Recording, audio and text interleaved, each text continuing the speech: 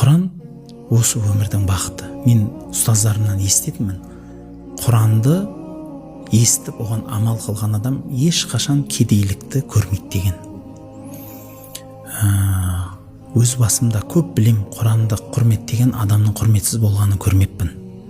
Сондықтан осы дүниенің құрметін іздеген адамда, мал дүние іздеген адамда, қияметтің құрметін, қияметтің нығметін іздеген адамда Құраннан табады. Сондықтан кішкентай болса да жүрегіңізде Құраныңыз болса екен. Пайғамбарымыздың мына бір сөзі бәрімізге дәлел. Жүрегінде Құраны жоқ мұсылман қиранды үй сияқты егесіз қалған.